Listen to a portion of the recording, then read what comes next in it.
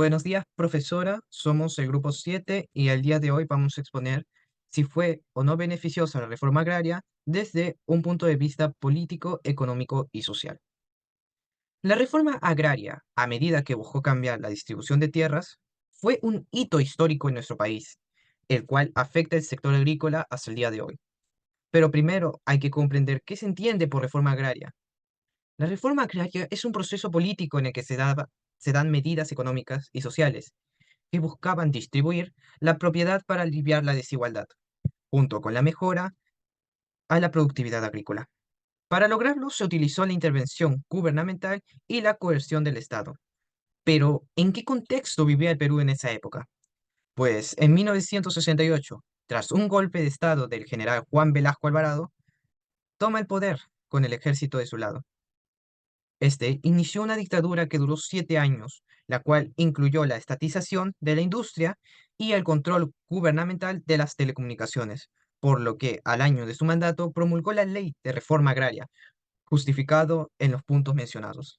Así se expropiaron alrededor de 9 millones de hectáreas para aproximadamente 370.000 familias, una cuarta parte de la población rural de ese tiempo, por lo que las tierras eran entregadas a los adjudicatarios, quienes se comprometían a pagar en un plazo de 20 años.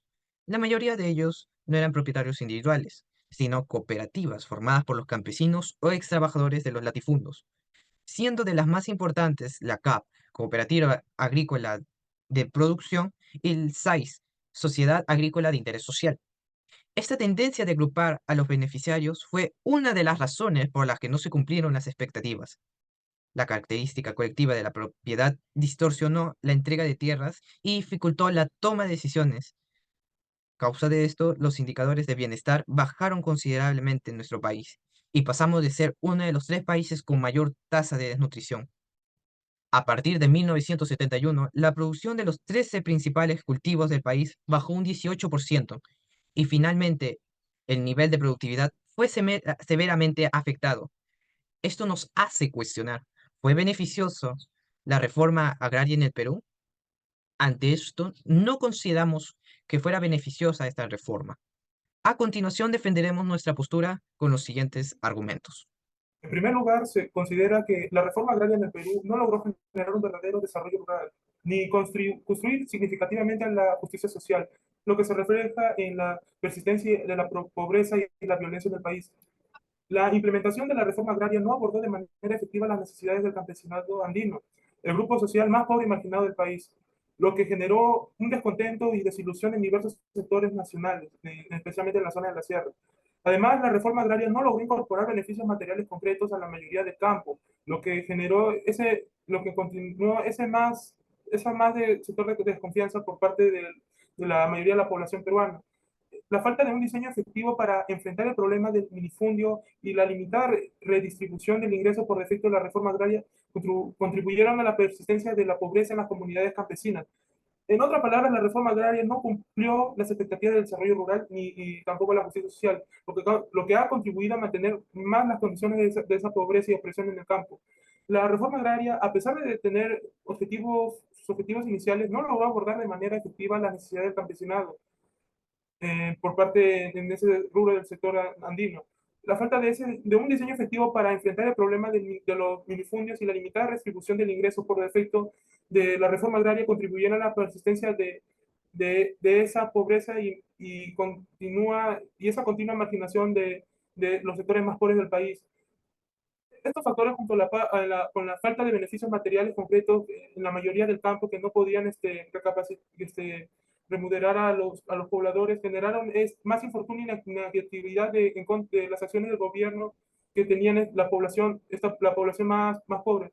En consecuencia, la reforma agraria no logró cumplir con las expectativas de desarrollo rural y justicia social, lo que ha contribuido a mantener las condiciones de pobreza y opresión en toda la población más marginada que ha sido en la zona andina de la sierra peruana. En segundo lugar, en la parte económica, la ley de reforma agraria significó el paso del latifundismo en un sistema de propiedad de la tierra a manos de los campesinos. Sin embargo, esta ineficiencia se produjo debido a que los campesinos no se percibían que sean dueños de la empresa. Por lo contrario, era ajena a ellos y el Estado era el responsable de su administración. En consecuencia, los campesinos desarrollaron una mentalidad de trabajadores asalariados que no se sentían identificados con los resultados económicos de la explotación, siendo acentuado por el hecho de que ya no estaban bajo la supervisión de un patrón que los castigase por su incumplimiento, y el conflicto entre una empresa capitalista y autogestionista fue la principal debilidad, según Caballero 1980. Por otro lado, en la parte social, los problemas sociales dentro de la reforma se hicieron más agudos. Sobrevivieron una etapa de gruesas dificultades económicas. Los supuestos beneficiarios estarían pobres y quisieron alegrarse por sí mismos. Por ello, el campesinado rechazó el modelo asociativo implementado por la reforma del general Velasco. No había traído ni autogestión ni prosperidad. Todo lo contrario, desaparecía la economía de escala, indispensablemente para una operación moderna y económicamente viable. Como consecuencia vino un fracaso económico. Gracias a ello, Sendero Luminoso no logró incendiar completamente la pradera campesina, pero si hubiera dado lo contrario, aún sería mucho más caótico, según Zapata 2009. Y para dar la culminación de esa exposición, mis y compañeros, vamos a dar una conclusión de este caso. La ley de reforma agraria, en su intento por democratizar la propiedad de la tierra y transformar el sistema latifundista, terminó generando una serie de problemas económicos significativos, la falta de identificación de los campesinos con la empresa agrícola que se les otorgó. Al ser administrada por el Estado, condujo a una mentalidad de trabajadores asalariados en lugar de propietarios. La reforma agraria peruana, lejos de cumplir sus objetivos de promover desarrollo rural y la justicia social, ha resultado en un fracaso evidente. El desmantelamiento de la reforma junto con la marginación de las comunidades campesinas ha, ha exacerbado las condiciones de pobreza y desigualdad en el país. La falta de un diseño efectivo para abordar problemas estructurales, como el minifundio, y la limitada reconstrucción del ingreso han perpetuado la opresión en el campo peruano. Muchas gracias con todos.